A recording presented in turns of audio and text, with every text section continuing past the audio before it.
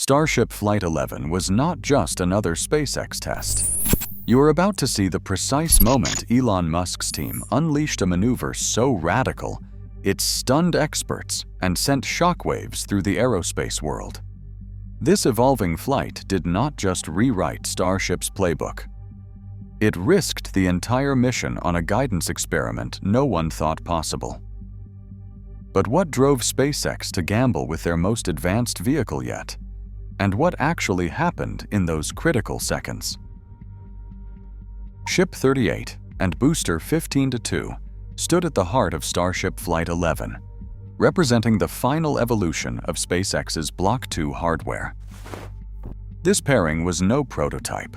Both vehicles had already proven themselves across a series of high-stakes tests, but Flight 11 demanded more. Ship 38, with its gleaming stainless steel hull and upgraded heat shield, was designed to survive the harshest re-entry conditions SpaceX engineers could dream up. Booster 15-2, the workhorse of the Block 2 fleet, carried the latest Raptor engines and control software, setting the stage for the most ambitious guidance trial yet attempted from Starbase. This flight was not just a demonstration.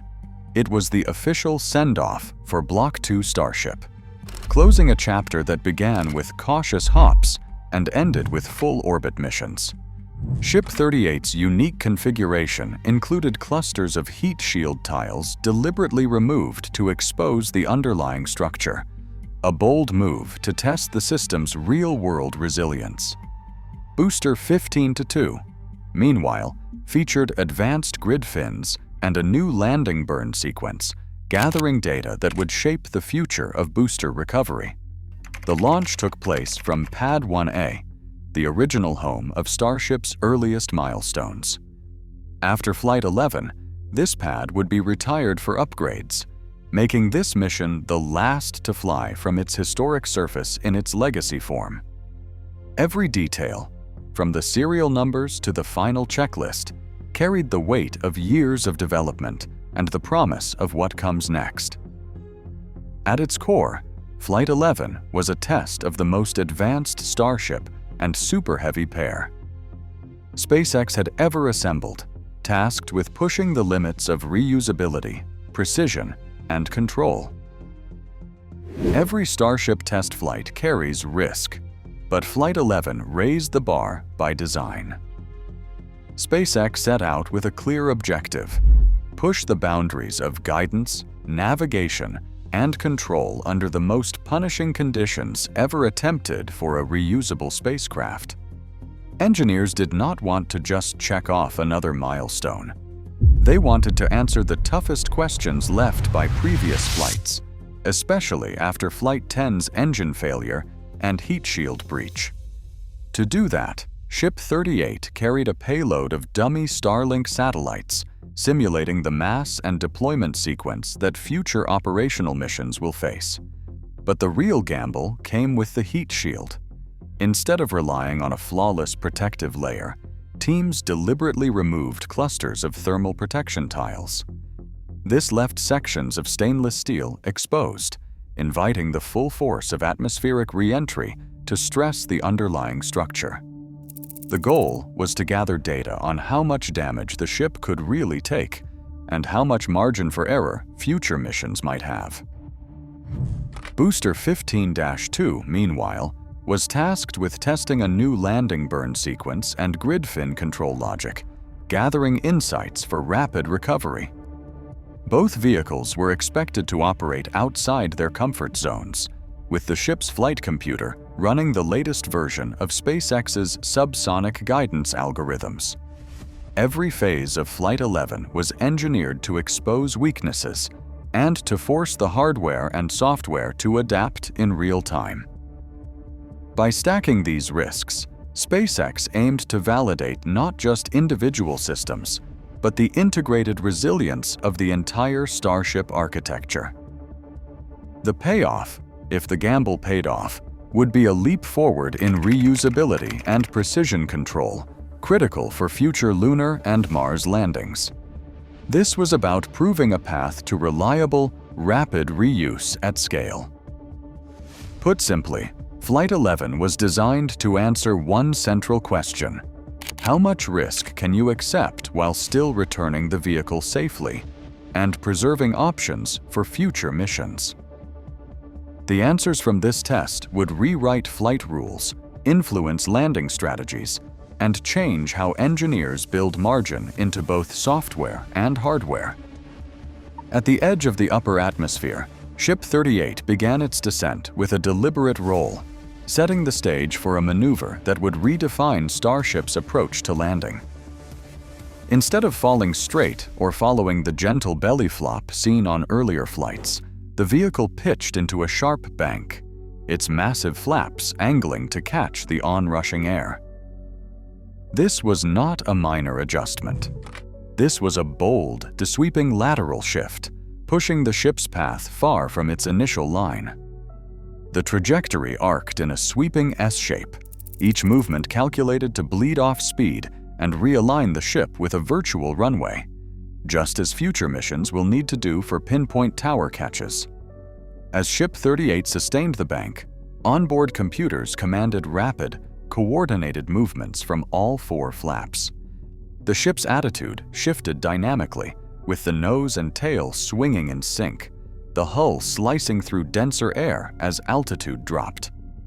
For several tense seconds, the entire vehicle rode the edge of aerodynamic stability, maintaining just enough lift to guide its path while managing drag to slow descent. Then, at a critical altitude band, Ship 38 counterbanked, with the flaps reversing angle and the hull rolling back in the opposite direction. This final adjustment snapped the trajectory onto the pre-selected corridor, setting up the terminal descent. Every phase, roll, bank, and counterbank was executed in real time, transforming raw telemetry into a ballet of motion that had never been attempted on an orbital-class rocket before. The moment Ship 38 rolled into its banking turn, everything changed. For the first time in Starship's flight history, the vehicle executed a full S-turn, an active, aggressive maneuver that left no doubt this was a leap beyond the gentle belly flops of Flights 8 through 10. Instead of simply falling under control, Ship 38's path swept sideways, carving a broad arc across the sky. This was not just for show. The move was designed to mimic the kind of course correction a future Starship will need to nail a pinpoint landing or line up with a tower catch at Starbase. No previous Starship had attempted such a dramatic lateral shift in real flight, and the difference was instantly obvious to anyone following the mission. Social media erupted as the live telemetry traced the S-curve, with hashtag Starship Flight 11 and hashtag Dynamic Bank trending within minutes. Analysts and fans alike posted side-by-side clips comparing the new maneuver to earlier flights, highlighting the sharper angles and longer duration. For the public, it was a jaw-dropping display, a clear visual that SpaceX was rewriting the rules of rocket re-entry in real time. The buzz was not just about technical prowess, it was about witnessing a step into the future, right as it happened. Picture a skydiver twisting their arms to steer through the air, except this skydiver weighs over 100 tons and is falling at supersonic speed. That is the challenge Starship faces as it re-enters the atmosphere. 4 massive flaps, 2 at the nose and 2 at the tail, work together to control the ship's orientation and slow its descent. Each flap can move independently, adjusting its angle by dozens of degrees in a heartbeat. The real magic happens inside the flight computer. Every few milliseconds, less than the blink of an eye, sensors feed back the ship's position, speed, and angle. The software crunches this flood of data and instantly commands the flaps to pivot. These loop cycles run in under 50 milliseconds, fast enough that the ship can respond to sudden gusts or turbulence before it drifts off course. During the dynamic banking maneuver, the control system switched from high-speed predictive models to fine-tuned, real-time adjustments. At higher Mach numbers, the flaps act more like gentle rudders, but as the ship slows, their authority grows, allowing sharp banks and S-turns that shape the trajectory. Engineers visualize this with a graph where flap authority starts low at Mach 2, then climbs steeply as the ship nears subsonic speeds. The trick is balancing response time with stability. Too slow, and the ship tumbles. Too fast, and it overcorrects. By blending sensor fusion with adaptive control laws, SpaceX engineers gave Ship 38 the reflexes it needed for a maneuver never before seen on an orbital-class rocket. Independent analysts wasted no time dissecting the data pouring out of Flight 11. NASA Spaceflight.com ran side-by-side overlays, matching the S-turns arc to real-time telemetry, and confirming this was a first for Starship at orbital scale. Technical commentators on launch streams pointed to the moment when Ship 38's flaps hit near maximum deflection, tracking the vehicle's roll and bank rates against previous flights. KHOU 11 launch coverage described the banking maneuver as a significant shift. Their hosts highlighted the ship's ability to realign for a virtual runway, a move that had only been theorized until now. Social platforms exploded with analysis threads and explainer videos. Viewer counts on livestream recaps and technical breakdowns soared into the hundreds of thousands within hours. #DynamicBank and #Starship Flight 11 were trending globally, with fans and engineers replaying the maneuver frame by frame. Technical YouTube channels released overlays showing the moment Ship 38's trajectory snapped into its new path, providing public validation for what had just unfolded. Yet even as the maneuver drew worldwide praise, experienced voices urged caution. Analysts reminded viewers that a single successful test does not guarantee repeatability. The challenge now, they noted, is to prove this level of control across future flights and in a range of real-world conditions. For the moment, though, the consensus was clear.